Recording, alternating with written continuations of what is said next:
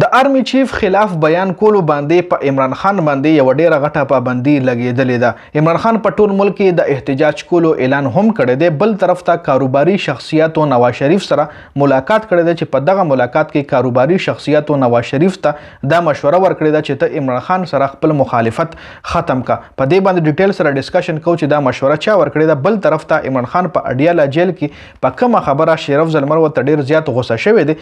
مریم نواز د پنجاب پولیس وردی ولې اچولې ده؟ آیا د هغې خلاف په اوس هم مقدمه درج کیږي که نه؟ دې حوالې سره هم څه اهم اپډیټس دي. ځکه یو څو ورځې مخکې یو ټیکټاکر ښځه خاوند چې د پنجاب وردی اچولې وه، په هغې باندې بیا باقاعده مقدمه درج شوې وه. نو آیا اوس په مریم نواز باندې مقدمه درج کیږي که نه؟ په دې ډیټیل سره خبره کوو. د مریم نواز په رمضان پیکج کې 15 ارب روپو کرپشن شوی دی. دا خبر چا شریک کړی؟ په هغې باندې هم ډیټیل سره خبره کوو. بل په دوبۍ کې د پاکستانیانو تقریبا 11 ارب ډالر سرمایه کاري ده. نو آیا پاکستان کې ولې انویسټمنټ نه کوي؟ دا ټول تفصیلات په دې ویډیو کې تاسو سره ډسکس کوم. ویډیو خپل هم مکمل وګورئ او مخکې ملګرو سره ضرور شریکوئ. اول په عمران خان خبره کوو. په عمران خان عدالت کې څه پابندي لګولې ده، په هغې ډیټیل سره خبره کوو. څنګه چې تاسو له پته یو څو ورځې مخکې عمران خان د آرمی چیف خلاف بیانات جاری کړي وو، نو اوس اسلام آباد احتساب عدالت په عمران خان او بشرا بیبي باندې پابندي لګولې ده چې تاسو به هیڅ قسم بیان د ریاستي ادارو خلاف نه جاری کوئ. او میډیا ته هم پاغیله هم دا حکم کړی دی چې هیڅ کله هم تاسو داسې خبر وورئ چې هغه د ریاستي ادارو خلاف وي، نو به تاسو په میډیا باندې نه نشر کوئ. جی دا غټه پابندي په عمران خان او بشرا بیبي باندې ولګېده چې د ریاستي ادارو خلاف په تاسو هیڅ قسم بیان نه جاری کوئ. عمران خان په ټول ملک کې د ضمني انتخابات داندلي خلاف احتجاج اعلان کړی دی او جنرال الیکشن داندلي خلاف هم پی ټی آی په ټول ملک کې احتجاج اعلان کړی دی. دا احتجاج بنن په ټول ملک یعنی د جمعې پر ورځ نن ورځ چې کوم ده په ټول ملک کې به دا احتجاج کیږي.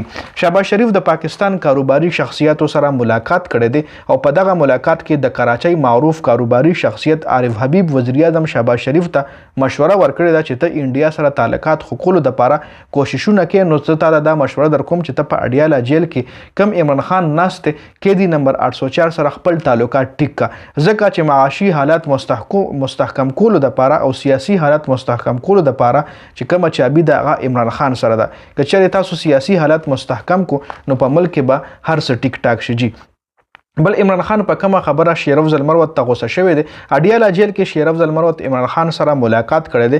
تاسو له یاد وي چې یو څو ورځې مخکې شیرف زلمر ورته د سعودي عرب خلاف یو بیان جاری کړی و چې د عمران خان حکومت غرزولو کې د سعودي عرب هم لاس و. بیا عمران خان او پی ټی آی د دغه بیان خلاف دغه کو چې د دې بیان تردید کړی چې دا بیان مطلب زموږ د پارټۍ سره هیڅ قسم تعلق نه لري. بیا پرون شیرف زلمر ورته عمران خان سره ملاقات کړی دی. نو شیرف زلمر ورته په خپله ویلي دي چې عمران خان ماته ډېره زیاته غوسه وکړه او عمران خان ماته ووی چې ډیل به نه کیږي او موږ به مفاهمت کوو بلکې مزاحمت پکو. موږ به مفاهمت نه کوو بلکې مزاحمت پکو. هیڅ کله به هم ډیل ته نه تیاریږو او موږ به په ټول ملک کې احتجاج هم کوو. عمران خان په ټول ملک کې د احتجاج کولو اعلان هم کړی دی. مریم نواز د پنجاب پولیس وردی ولې اچولې وه، د هغې خلاف مقدمې دپاره درخواست هم دایر شوی دی. په سوشل میډیا په مریم نواز باندې تنقید هم ډیر زیات روان دی.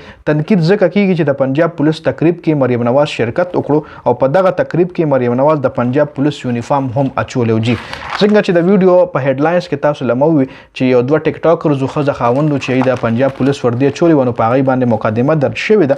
نو په مریم نواز باندې هم تنقید ډیر زیات کیږي چې مریم نواز ولې د پنجاب پولیس وردی اچولې وه.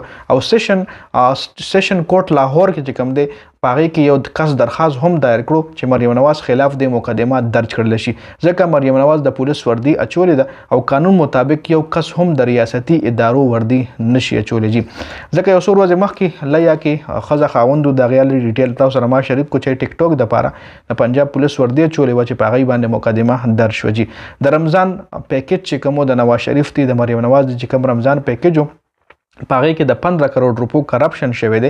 دا خبر د محسن نقوی چینل سیټي 42 جاری کړی دی. د مریم نواز رمضان نگهبان پیکج کې د 15 کروڑ روپو کرپشن شوی دی.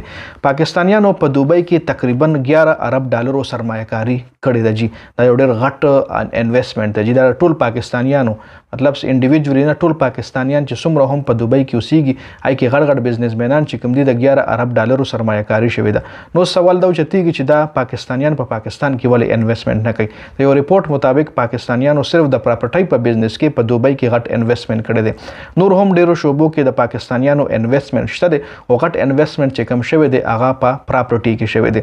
نو څه دا سوال اوچتېږي چې پاکستانیان ولې پاکستان کې سرمایه کاري نه کوي؟ نو که چېرې پاکستانیانو دا سرمایه کاري په پاکستان کې وکړه نو پاکستان بیا IMF ته نه محتاج کیږي. پاکستان به خپل سیلف سفیشنسي IMF ته هیڅ کله هم ضرورت نه راځي. دې حواله سره عمران خان هم ویلي چې بیرونی ملکونو کې څومره هم پاکستانیان دي که چېرې دوی پاکستان کې انویسټمنټ وکړي نو بیا پاکستان IMF ته نه محتاجېږي. او چون کې بیرونی ملکونو کې چې څومره هم مقیم پاکستانیان دي ای په دې وجه پاکستان کې سرمایه کاري نه کوي. هغه دا خیال لري چې په پاکستان کې زموږ سرمایه کاري محفوظ نه ده ځکه پاکستانی حالات چې کوم دي فلحال لا سه خراب دي، هم سیاسي حالات خراب دي، هم معاشي حالات خراب دي. نو په دې وجه باندې پاکستانیان په دوبۍ کې انویسټمنټ کوي، په نورو ملکونو کې انویسټمنټ کوي او په پاکستان کې نه کوي. نو په دې ویډیو کې دا اپډیټس ډیره زیاته مننه. والسلام.